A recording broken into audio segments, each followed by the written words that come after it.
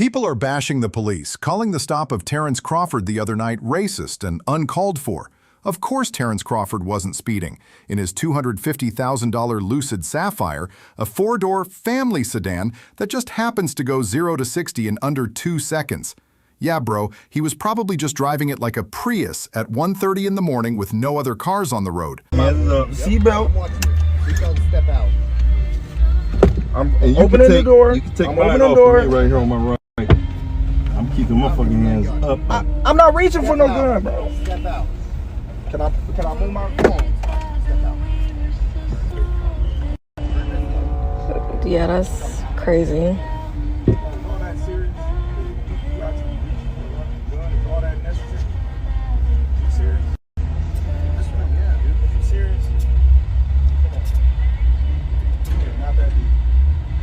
Understand the importance of this traffic stop to our community and the implications and the impression that it has given out. Omaha Police Chief Todd Schmutter says officers acted within policy during a traffic stop involving Terence Bud Crawford. It's worth noting that Terence Crawford asked for the incident to be reviewed. The mayor agreed, and an internal affairs investigation was opened. The problem is, I guess Terence forgot that officers wear body cameras. The entire incident was recorded. Don't get me wrong, I love Terence Crawford, but the fact is he went out on a joyride and got caught driving like a D-bag. Not that big of a deal, but for fans to say the officers acted inappropriately is silly and uncalled for. Good evening, I'm Bill Shammert. That stop happened early Sunday morning, just hours after the boxing champ's victory celebration. Crawford and 3 others were removed from the car at gunpoint after a gun was spotted. The stop is raising concerns from the community. And today, Schmutter and Mayor John Ewing Jr. addressed those concerns and released a detailed timeline. KETV News Watch 7's Maddie Augustine is live at Omaha Police Headquarters. Maddie, what did we learn today?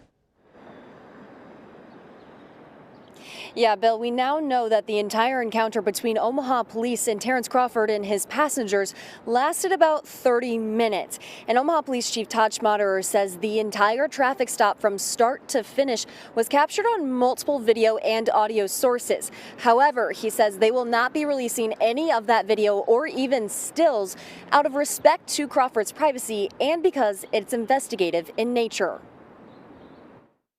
According to Omaha Police, Terence Crawford was pulled over at 1:28 a.m. Sunday after he went speeding past the officers Mason Gregorich and James Valencia's marked cruiser. Police say Gregorich requested a driver's license, registration, and insurance. Crawford responded he didn't have it and began searching in the center console. Simultaneously, Valencia was speaking with the passenger, Crawford's chief of security. That's when both announced they have firearms. As Mr. Crawford was saying it, he was leaned over the console as he was looking for some of his items, leaning over the console when he said it. And he said it nearly simultaneously as the other passenger did, so the officer did not hear either of those, the driver officer. Schmutter says the passenger's gun was on his hip and Crawford's gun was at his feet, half under the floorboard and half sticking out. That got his attention to pull his weapon out and just bring everybody out of the vehicle so that they can conduct the matter safely while everybody's away from the car. It was that unsecured firearm on the floorboard that really got his attention. All 4 of the vehicle's occupants were placed in handcuffs. And that's pretty standard when we take people out of a car and conduct the investigation. And when guns are involved. And when guns are involved, yes. Schmutter says the internal affairs investigation focused on 3 main areas. 1, if Crawford was targeted on any level. 2, if Crawford was treated poorly on any level because of who he is. Schmutter says both of those were proved to be unequivocally no. And we did not find that to be in play at all. In fact, you'll see from the notes and the press release that we give out, the driver officer did not even know it was Terence Crawford until he got him out of the car and had to be told. And the third focus, if officers followed policies and procedures. Schmutter says yes, but we're looking at changing our policy manual. We're going to vet this out amongst our senior command staff. Right now, when you go up to a vehicle, officer asks for a license, registration, and insurance. We are considering adding, is there a legal firearm under LB77 in this vehicle? And that change to their manual is only one of 3 accountability items Schmaderer says he wants to implement. He also wants to put officers through training, scenario-based training based on LB77, the 2023 concealed carry law. And he says they want to provide a comprehensive plan on traffic stops involving firearms to gauge those situations moving forward with the mayor's office. Now, multiple times today, Schmaderer also acknowledged that Crawford and his chief of security and the other 2 passengers acted very respectful and compliant during the entire encounter. Bill, back to you. So apparently, Bud's boys in the car were swearing up and down he did nothing wrong. Yeah, right. Nothing wrong.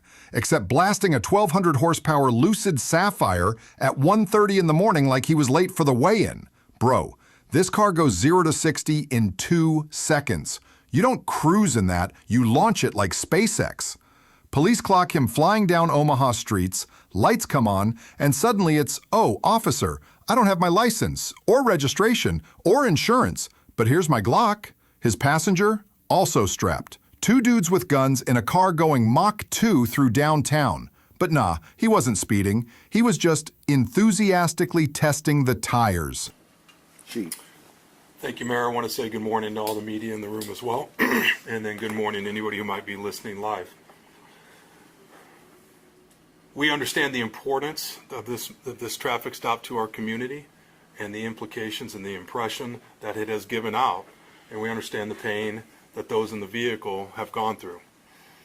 That is why the internal affairs investigation, as it sits today, there are still a few things that we would like to accomplish with it, but as it sits today, focused on 3 areas. First area was Mr. Crawford targeted on any level because he was Mr. Crawford? The investigation showed unequivocally that answer would be no.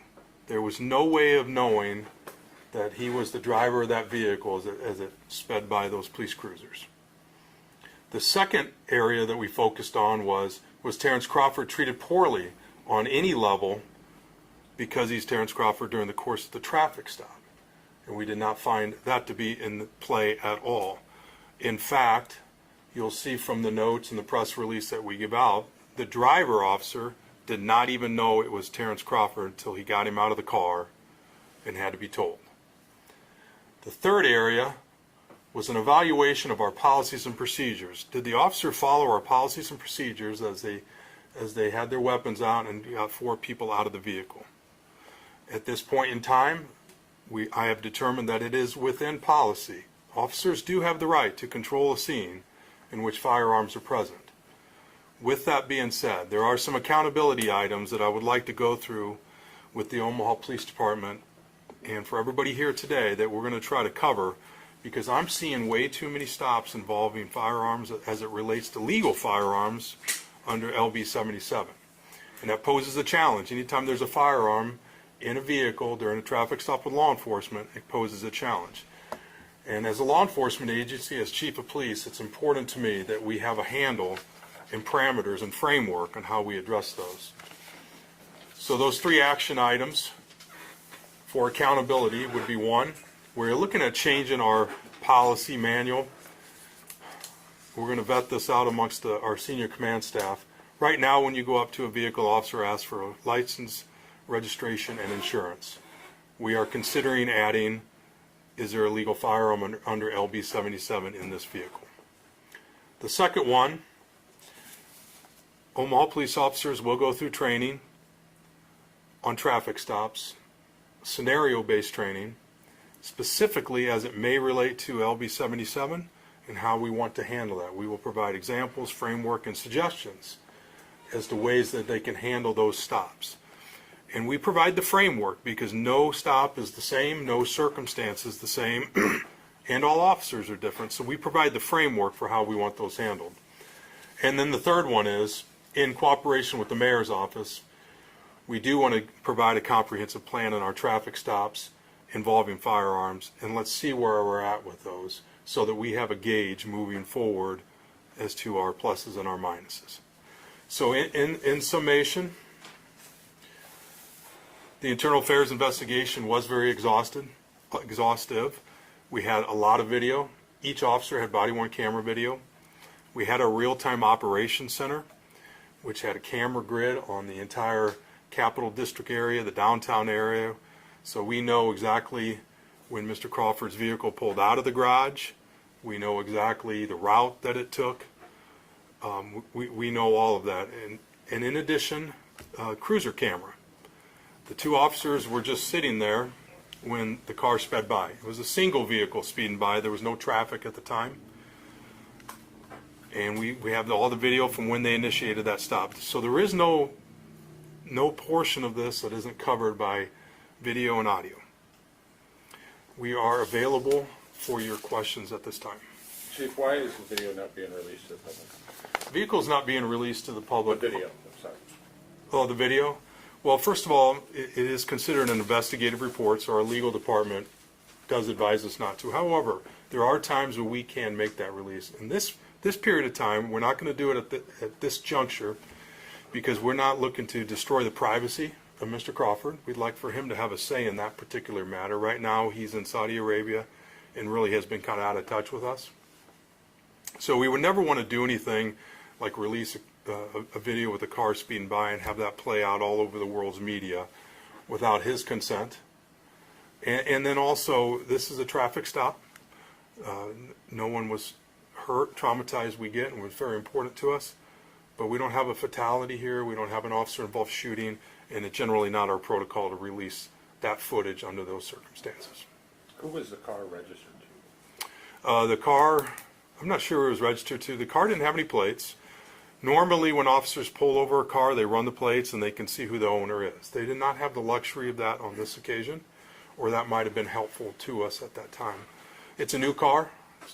Everything is legal about the car. Matter of fact, everything was legal about the firearms in the car. And Mr. Crawford and the passengers carried themselves very professionally throughout this encounter. The two officers, did they work North Omaha, or what part of what precinct? So both officers work out of the Southeast Precinct. However, Southeast Precinct covers the Capital District. So they were down there working at that time of night. An event at the Steel House had just gotten out. But in addition, we have an all officers look for speeding and address speeding in that area because we've had 2 fatality accidents of a high profile nature in relative recent history. That's a problem, speeding in a populated area. So they're also there to address that as well. And they would have no knowledge, and matter of fact, were shocked to find out that this was Terence Crawford. Now I will say this. The passenger officer, the one who went up on the passenger side, he got to the window first. He did have a conversation with Mr. Crawford's chief of security, and he did recognize it was Mr. Crawford. But the driver and officer never did. And it wasn't communicated to him by anybody in the car or the other officer. Did they tell the officers that they had legal weapons in the car? So both occupants in the front seat, Mr. Crawford and his chief of security, did say that they had a firearm. The passenger, his chief of security, he said it to the passenger officer. So that audible wasn't heard by the driver officer, the one on the driver's side. And as Mr. Crawford was saying it, he was leaned over the console as he was looking for some of his items, leaning over the console when he said it. And he said it nearly simultaneously as the other passenger did. So the officer did not hear either of those, the driver officer. And so therein lies a lot of the confusion. That's what was in the officer's report match up with what you saw on video, both body cam, and because there were reports that they were stopped for reckless driving and that the gun was found at the feet, I believe, of Mr. Crawford. Does that match up with the investigation? The officers' interviews, audio recorded, video recorded interviews, and internal affairs matched up with everything that we saw on body-worn camera to down to the last second, basically. So everything did match up. The firearm on the passenger was on his hip, legally carried. The firearm in Mr. Crawford's feet was half under the floorboard and then half sticking out. And then the officer Officer Gregorich, who was the officer at that window, he mentioned in his internal affairs interview when he saw that raised some suspicion to him. He didn't know why a gun would be transported that way, and that got his attention to pull his weapon out and just bring everybody out of the vehicle so that they can conduct the matter safely while everybody's away from the car. It was that unsecured firearm on the floorboard that really got his attention. How many guns in the car? There were 2. Chief, you've worked hard during your career as chief to have good relations across the city and especially in North Omaha. Mm-hmm. Do you see this damaging that or setting it back at all for you and for the community? Sure, and that's why we're here today, because we recognize that there was a lot of misinformation out about this. I hope when everybody hears that Mr. Crawford was not targeted, that helps with this healing process. But of course it does. And in fact, the Omaha Police Department supports Terence Crawford and his security team, who we work closely with as they represent Omaha on the world stage. So, absolutely, we were hurt by this like anybody else. This is not a situation that anybody wanted to find themselves in, and including the officers on this particular stop.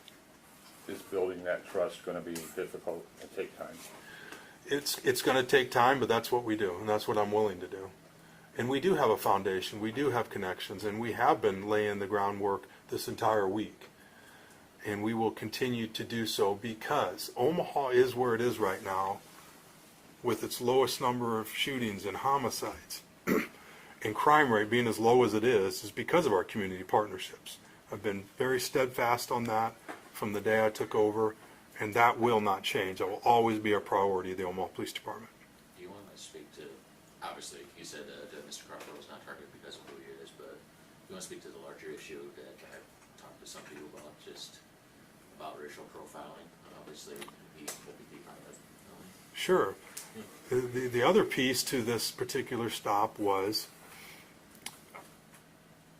the symbolism that African American community is stopped more by law enforcement, and then when stopped more by law enforcement, is pulled out at gunpoint more than the disproportionate to the other classes and races in our society.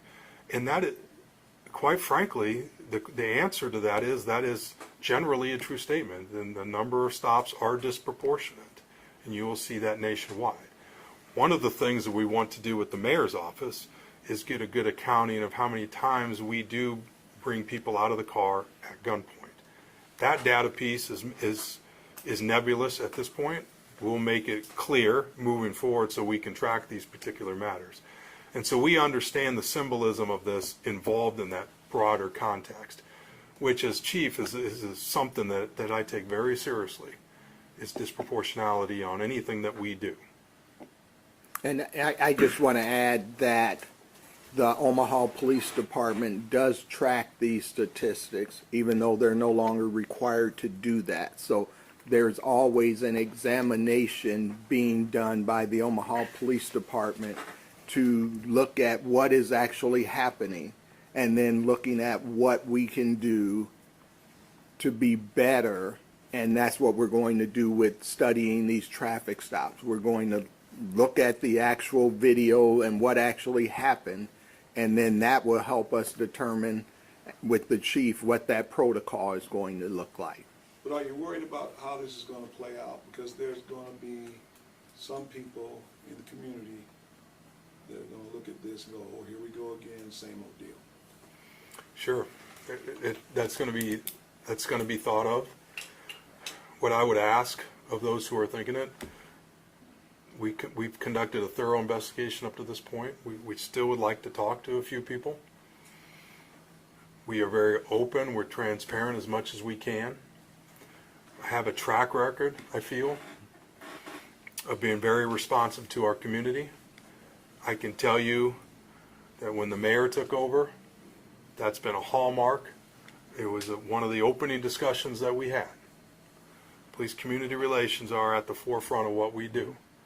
And I can tell you a little inside baseball, when the three of us here discuss and analyze these matters, we definitely take that into consideration. Chief, since the passage of LB77 in 2023, you have acknowledged multiple times that instances of traffic stops involving firearms have increased exponentially. Why now? Why now are you making the decision to come forward with the policy changes that you want to implement? Why did it take a high-profile case like what we saw with Crawford? With LB77, there are legal guns out there now, and officers with the dynamic behind LB77, just the influx and just the increase in the number of cars you stop. We just want to give the officers a framework, which they have already, okay? They have that already. But why not double down on it? Why not provide further context? Why not provide suggestions? Why not train an entire agency? Which the department went through retraining in 2024 at the end of some officer-involved shootings where we had a small string of them. So it is prudent for the chief of police, it's prudent for my command staff to ensure these matters. So consider it a doubling down effort and with that overlay of LB77. And I will say this, with LB77, it's a legal firearm, but that officer needs to make sure that that person who's just declared that firearm is the owner of it, is legal to have it, all those things. So just because it's declared instantly does not mean the officer can just walk away. There's double checks associated with it. On this particular incident, the gun on the floorboard was very suspicious to the officer. And one thing I will add to that is we have detailed, in-depth conversations between the three of us with all of our experience to look at, is there anything that we need to do differently? I can't speak to 2023 and what conversations were had. I can only speak to what conversations are being had since June 9th of 2025. And so as I look at these things as mayor, it's no different than what I saw with the Elkhorn school situation. We saw an issue, we addressed it. That is how we are going to lead in this community. When there is an issue, we are going to look at it. We are going to be empathetic and sympathetic to all of the people involved, and then we are going to make great decisions for the people of this community. Chief, how difficult is it going to be to do your further training and whatnot to make sure you can keep your officers safe, at the same time, protecting the public? Yeah, absolutely. As law enforcement officers across this country, and especially Omaha police officers who I'm deeply concerned about their working conditions, when they're entering people's lives in the worst possible moment, when they're stopping vehicles and interacting with people with guns, they do have the authority, the onus, and the duty to make sure that they control that scene to keep everybody safe. And there will be times when guns are in a car and they feel it prudent to bring everybody out of the car under that controlled situation of having their firearm out. I will never ever take away an officer's ability to protect themselves in the course of what they do. The minute that we cave into that is the minute things start to really slip to a point that we don't want. We have very low crime in Omaha. We have the lowest gun crimes we had in a long time. A lot of that's community partnerships, but a lot of it is good work by Omaha police officers who are taking guns off the street every single day. Did that law make your job, your guys' job, more dangerous? Yeah, absolutely it did, and I testified to that. I was against LB77 under the premise that it was going to make my officers' jobs more difficult. I didn't weigh in on the First Amendment aspect of anything like that because I understand that, but it did make Omaha police officers' job in particular more dangerous because we are the population base here in Omaha. We're the population base of the state. We're the one doing the most traffic stops. And because of that, we sequentially bear the burden of that extra inherent danger. Chief, can you say how long Mr. Crawford and the others in the car were detained in that stop? I can, Chief, do you know right off the bat? How long were they there from start to finish? Roughly 30 minutes from start to finish. So they were detained for 30 minutes. Okay. So they weren't in handcuffs for all those 30 minutes. I think that was about 10 minutes. But everything didn't conclude for about 30 minutes. Can you, maybe a couple questions here about, can you kind of give the reason why Crawford and the passengers are handcuffed and how handcuffing fits into these kind of standard operating procedures? Sure, just so everybody might have heard that question, make sure you did.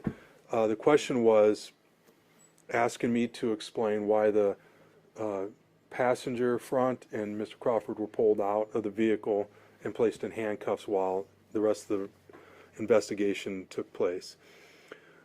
They were taken because they were the ones with the firearms, so we secured the firearms. They're put in handcuffs while they can do their investigation, do all the checks, make sure everything is legal. And because there's firearms there, it was prudent to secure them while that was going. Now, clearly in retrospect, his chief of security and Mr. Crawford in particular did not pose any danger to the Omaha police officers, but they did not know that at the time. That's what we're evaluating. They did not know that at the time until Mr. Crawford got out of the car. The driver officer who was interacting with him did not know who he was. In fact, it was pretty clear on body camera. He only found out who it was when everybody was out of the car and Mr. Crawford's chief of security said, "Hey, that's Terence Crawford." And at that point, the officer recognized it, and you could tell that he recognized it at that point. So all 4 people in the car were taken out of the car? Yes. So just the 2 were handcuffed? I believe just the 2 were handcuffed. All 4 were handcuffed. And that's pretty standard when we take people out of a car and conduct the investigation. And when guns are involved? And when guns are involved, yes. How do you not know who the 4th person is then? We have an idea who the fourth person is. We haven't been able to talk to Terence Crawford and we left him a message. He had a pre-planned trip. He's overseas, different time zones, this and that. So I don't find that to be too alarming. We've reached out to the front passenger and tried to make some contact with our internal affairs. That hasn't been successful at this point. And we're struggling to reach the 2 in the back as well. Wouldn't the officers naturally get their name? Yeah, we have the name. It's just the contact. Okay. Chief, would you described well what the driver's side officer was going through, being a bit in the dark, seeing this gun. Are you, after reviewing everything, are you okay with that officer's interaction with people in the car, regardless of whether they were famous, whether they weren't famous? Sure. Let me kind of go over how that took place. The question was, am I, as chief of police, comfortable with the driver, Officer Gregorich's actions and demeanor during this particular traffic stop? When he made first contact with Mr. Crawford, it was very cordial contact.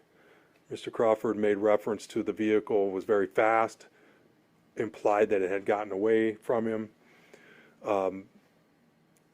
Officer Gregorich's first words were, "But that is so unsafe." He made reference to something like that. They're having a very cordial conversation. His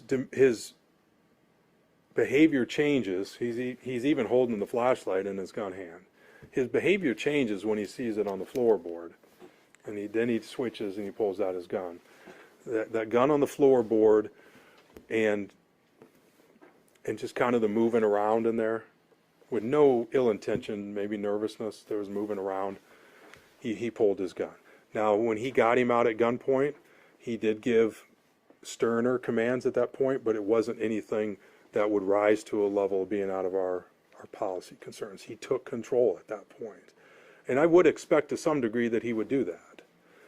Once he got out, very, very professional communications throughout this entire encounter once he was out of the car, and he handcuffs as well.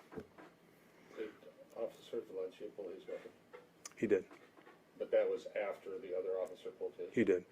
And when I say they had people out at gunpoint, most of the time, there was a very brief period of time where he had it pointed at Mr. Crawford. Most of the time it was in this type of position, kind of downward at the ready. Wasn't pointed at anybody at most of that time. And I will say with the driver officer, Realize he only had about 10 seconds of FaceTime with Mr. Crawford before he had him in handcuffs. And during that 10 seconds, a lot of it was in a windows, in the car where he's getting the side view. He's getting the side view. He couldn't pick up who it was. And also his attention was diverted. He's looking around in the car. He's not completely just staring each other in the eyes. And so I want to really clarify that, because a lot of the disbelief associated with this traffic stop was, how in the world could you not know it was Terence Crawford? He was one of the most famous people in the world during this period of time. That's how, right there. And the body-worn camera and his description of it really do match up identical. Probably never seen a car like that around here right now. No, What was the car? the car is a very impressive vehicle that could get up to a maximum speed about as fast as you possibly can imagine. So when it's a Lucid Sapphire 2025. So when Mr. Crawford gives his statement, the car was really fast and implied it got away from him, we totally accept that. We think that's what happened. We under no circumstances think that Mr. Crawford was out any problem to society that night at all. Matter of fact, there was a rumor going around that he and his chief of security might have been intoxicated. I will tell you, not the case. They were totally lucid on video. They were completely professional as the officers were getting out of the car. And matter of fact, their level of compliance was second to none. Was there a temp tag on the car? A tent tag? Temporary? No, no, it just had no plates. What was the estimated speed? I know it wasn't recorded by radar. Yeah, the speed limit in that area is 25 miles an hour. They estimated that at least double or more of that. Probably more, to be honest with you. And does the reckless driving, as of now, does the reckless driving citation still stand? Well, the reckless driving citation stands because I don't have the authority to drop that. That will go to the court system and the prosecutor's office, and whoever is taking a look at that case will evaluate if they want to drop that down during the course of this matter. Chief, one of the things that the community is concerned was your comment as far as Yeah. being overblown. What? Yeah. Thanks for answering that, Richard. The reason I said that in the context I said it is, Terence Crawford was taking a beating in some circles. The Omaha Police Department was taking a massive beating in some circles. This incident doesn't define Terence Crawford on any level.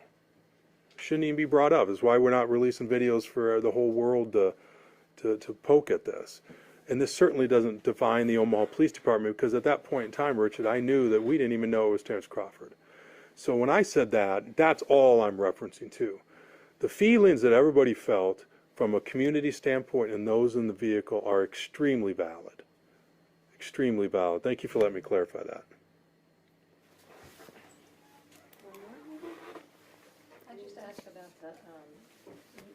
I think the question was asked after the driver's side officer pulled his gun, then the passenger side officer also pulled his. That would be training, right? It is training. When the driver officer pulled his service weapon out, he made the declaration to the other officer, we're going to get everybody out. There's guns in the car. One's on the. He made some comments that way. And at that point in time, they coordinated bringing those out with some other officers. And backup officers did arrive on this because of the driver officer, Officer Grigorich, did get on his radio and say there's a gun on the floorboard. And so that obviously brought backup officers to that area. Mayor, we keep 957 the balls.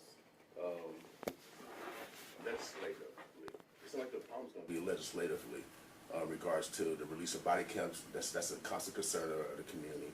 But with this new bill, in regards to people having legal guns and officers do have to be safe. How are we going to solve this? Do we have to go back to unicameral to look at this law? Because this is going to continue to happen. Because officers got to be safe, and then citizens also got to be safe. Absolutely. So I certainly would be open to any attempts to repeal the law or to carve out an exemption for the city of Omaha or metropolitan areas. We will have that discussion as well. What I would say is we agree that this is going to be happening too often. And as we had our discussions, I was made aware of the frequency in which it was happening. And that's why we are looking at more intensive training so that we can make sure that we limit the number of encounters where people are pulled out of the vehicles, people have, officer have to pull his weapon, because that creates a dangerous situation for everyone. So we want to be able, just like when I said yesterday, I hope people didn't think I was in any way trying to blame citizen or anything of that nature, but someone asked me, what should a citizen do to be safe? And I said, declare the weapon immediately so that officers are aware of what they are encountering, so then they can have a safer approach. And so that's unfortunately where we're at today. And so I would be very supportive of trying to remove this or carve out an exception for the city of Omaha, because I want to keep the members of this community safe. That's my number one responsibility as mayor, to work with the police department to make sure we have a safe community. And secondly, I want to make sure we also keep our officers safe, because it is one of the most dangerous occupations you can have, and I don't like things that make that more dangerous for officers or make the potential encounters more dangerous for our community. Any final thoughts or last question? What's the plan going forward? What's the plan I going do got forward? That's a one good question. place to end, Dan. I do got one more question, Chief Warren. But before this bill, because to me, this bill is very significant. It's going to create further power. Have you seen an uptick since this bill has been passed versus when you was chief? Well, I think the first thing we have to do is to collect the data to determine how often officers are actually encountering individuals with firearms. You can make the assumption that there's a greater likelihood that officers will encounter a driver, and in the past, quite frankly, just the mere presence of a firearm would signal an officer safety kind of alert. And so we recognize not only there's a proliferation of firearms, and in this instance, it's legal to possess a firearm. And so as the chief and the mayor has mentioned, establishing some protocol where it's consistent that the officer declare immediately to at least inform the officer that they have a firearm, and that will allow them to assess whether or not it's a dangerous situation. And then, of course, to be able to employ appropriate de-escalation techniques if it's warranted. But you have to realize it's a split-second decision and assessment that will have to occur to determine if it's a dangerous situation or if it's relatively routine. And I believe there was a question about what's next. I think one of the first things that the command staff for the police department is going to do is certainly evaluate what is being done today, looking at how many traffic stops are actually occurring with weapons, looking at what is happening when officers encounter weapons, looking at best practices across the country. One of the things we're not going to be afraid to do is question what we're doing today, and the chief has done an excellent job over the last 12 or 13 years doing that. That's why we're sitting where we are when it comes to crime. That's why we're sitting where we're at when it comes to police-community relations. We understand that it's always fragile. Anytime something happens, that's going to stretch the bonds of trust that everyone has tried to establish. I will tell you all that my commitment will never weaken. I have been working on this issue for my entire adult life. My time with the Omaha Police Department, even as Douglas County Treasurer, I was a volunteer with the Empowerment Network and co-chair of the Crime Prevention Covenant for a number of years. That led to the 360 effort, and then board chair and vice chair of the Empowerment Network until I was elected mayor. Chief Schmatter and I have conversations. Chief Warren and I have conversations. We have conversations together about how we can improve police-community relations. So we do that frequently. This is not something that spurred the conversations. This is something that identified for us an opportunity to be better. Mayor, one more last Sure. question. Another consistent problem is the body cam, and I know that's another legislative thing that we have to approach in a timeline when it's released, or who can actually see it. Is that going to be on the table in regards to making improvements? I will say this, since I have been mayor, we have been very proactive in sharing information that we believe we can share. With the death of Mr. Henry, for instance, we shared that body cam information, declared it as an emergency, and shared that in less than 24 hours and had a press conference. In this case, it's not just about the community wanting to know. It's probably more important to us that we have conversations with Mr. Crawford, his chief of security, and the other people that were in the vehicle, so we respect their rights. I would say none of you would want to have us release a video of a traffic stop, and probably none of the people watching, when it's just a traffic stop, just because other people want to know. And so we believe it's important to be respectful of people. And we're going to be respectful of those 4 people in the car. Now, if they say, we want you to release it, then we're going to have another conversation with the 3 of us and city legal and see what they say. That's a different story. But right now, we have not gotten any indication that they want us to release that video. Richard, the other complication. William, I'm sorry. Oh, that's okay. That's all right.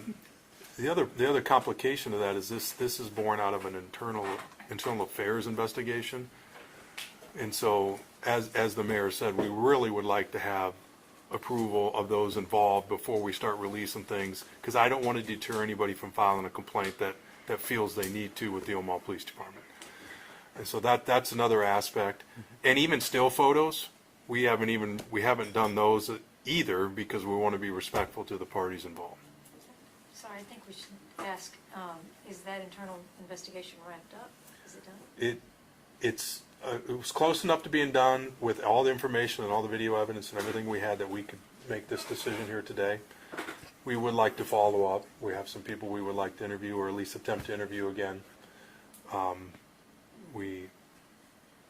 It's been a little bit of a struggle to get some people to come in and talk to us.